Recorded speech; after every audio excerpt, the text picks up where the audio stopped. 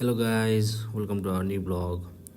आज चाहिँ म तपाईँहरूलाई मेरो बारेमा, मेरो डेली लाइफ, मेरो फुटवर्कको लागि मैले कसरी वर्कआउट गर्दैछु, मेरो दिनचर्या कस्तो रहन्छ, मेरो शुभ बिहानी कस्तो रहन्छ भनेर तपाईँहरूलाई मेरो आज सानो एउटा ब्लग सेयर गर्दैछु। सो हजुरहरूले स्किप नगरिकन अन्तिमसम्म हेरिदिनु होला। सो म चाहिँ बिहानै 6 बजी अलार्म लाएर उठ्छु र उठिसकिसकेपछि फ्रेस हुन्छु र सो म चाहिँ one small effort in a day भनेर म अहिले चाहिँ 6 बजी उठ्न प्रयास गरिरहेको छु र मेरो सपना हो फुटवर्क र 99 डेजको च्यालेन्ज पनि छ। सो दुइटै एकैसाथ लगिरहेको छु। फ्रेस भइसकिसकेपछि म किचनतर्फ लागेँ र किचनमा चाहिँ हामीले हिजो बेलुका चिया पकाएर खाएको थियो र सो आधी दुध बाँकी थियो र मैले त्यही दुधबाट चिया बनाएँ।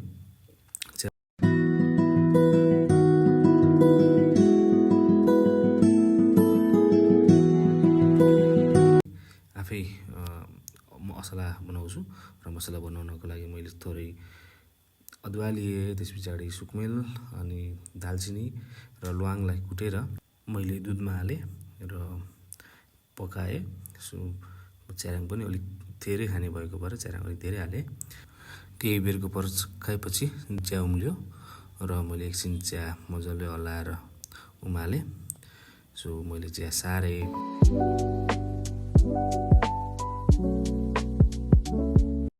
मेरो वर्किङ टेबलतिर निस्किएँ, जुन मेरो सिटिङ स्पेसमा छ। सो मैले चाहिँ मेरो सबै कामहरू यही टेबलमा बसेर गर्ने गरेको छु र आजको पनि मैले मेरो काम दिनचर्या सुरु गर्न टेबल बसेँ र सधैँ चाहिँ कपी लिएर मेरो आजको डे प्लान, हिजोको केही पेन्डिङ टास्कहरू छ भनेर सो मैले टिपेर म काम गर्न अघि बढेँ र मैले मेरो चाहिँ इट्स डिफ्रेन्ट सेग्रिगेसन गर्छु। सेग्रिगेसन 4 पार्टमा गर्ने गरेको छु र मैले के सेग्रिगेसन गरेको छु भन्ने मैले हजुर भिडियोमा राखेको छु, हेर्नु होला। So it's take half an hour मलाई प्लान गर्नको लागि र मैले गर्नुपर्ने कामहरू नछुटोस् भनेर मैले थोरै टाइम लिएर मैले गरेको छु, किनभने मैले स्टार्टअप गर्न खोजिरहेको छु र त्यसमा केही त्रुटिहरू नहोस् र त्यसमा केही कमी कमजोरी नहोस् भनेर हो। सो यो चाहिँ रह्यो मेरो आजको प्लान होल डेको। सो मैले केही फलोअप गर्न बाँकी थियो र फलोअप पछि म चाहिँ रेडी हुँदैछु बाहिर जानको लागि र म कहाँ जाँदैछु मैले तपाईँहरूलाई भिडियोमा भन्नेछु। सो भिडियोमा बनिरहनु होला र लाइक र सेयर फलो गर्न नबिर्सिनु होला। र म चाहिँ बाहिर जानको लागि निस्किँदैछु। सो रुम लक गरिसकेपछि welcome back to our new episode. So आज चाहिँ हामी भक्तपुर जान लागेको छौँ। भक्तपुर के लागि जान्छौँ भन्ने जानकारीको लागि हजुरहरू भिडियो अन्तिमसम्म हेर्नु होला। र हाम्रो अब थोरै सपिङ बाँकी रहेको छ हामी मार्केटमा जानुभन्दा अगाडि, र हामीले आज के सपिङ गरेको छौँ भन्ने भरे हामी देखाउने नै छौँ।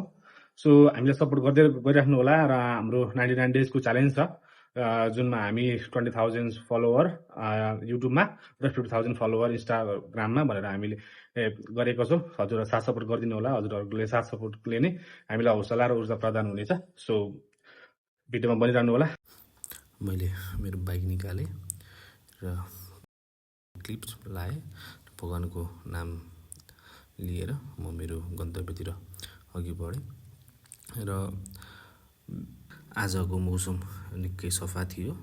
सो हामीलाई यात्रा सफल हुन्छ भन्ने थियो। सो हामी रुमबाट निस्किएर भक्तपुरतर्फ जाँदैछौँ र भक्तपुर जाँदै गर्दा हामी पशुपति गुहेश्वरी हुँदै एयरपोर्ट तलपट्ट पछाडि घाँडाघारी साइडबाट भक्तपुरको बाटोटनी गयौँ। बाटोटनीमा केही सामान लिएर हामी भक्तपुरतर्फ अघि लाग्यौँ र बाटो बिचमा मन्दिरको दर्शन गरिसकेर हामी जुजु दौलिनको लागि भक्तपुरको च्यामासिङ पुग्यौँ र गेट बन्द थियो। हामीले बेल बजायौँ, दाईहरूले ढोका हाल्नुभयो, खाना खानु हुँदै रहेछ।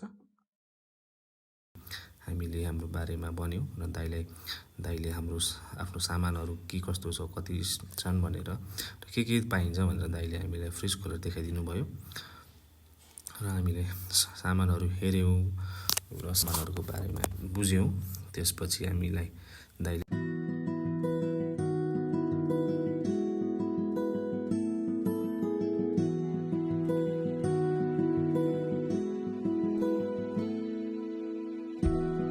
आफ्नो स्टोर पनि देखाइदिनु भएको थियो र स्टोरमा आज चाहिँ सामान सकिएको भएर स्टोर खाली थियो र दाइले हामीलाई जति सामान चाहिए पनि उपलब्ध गराइदिने र परेको खण्डमा दाइले डेलिभरीसम्म गरिदिने भन्नुभएको थियो र हामीले 1 केजी जुजुधौ बोकेर दाइलाई सब्सक्राइब गर्न लाएर हामी त्यहाँबाट बिदा भयौँ। धन्यवाद। हामी भक्तपुर जुजुधौको लागि आएको थियौँ। जुजुधौ चाहिँ हाम्रो मेन इन्ग्रिडियन्ट हुन्छ लस्सीको। सो हाम्रो प्रोडक्ट कस्तो हुन्छ भन्ने थाहा पाउनको लागि हजुरहरूले लस्सी हाम्रो ट्राई नै गर्नुपर्ने हुन्छ र यसको मेकिङ कसरी गर्छौँ र यसको बटर ग्लास कसरी गर्छौँ भन्ने कुरा हामी अर्को भिडियोमा राख्नेछौँ।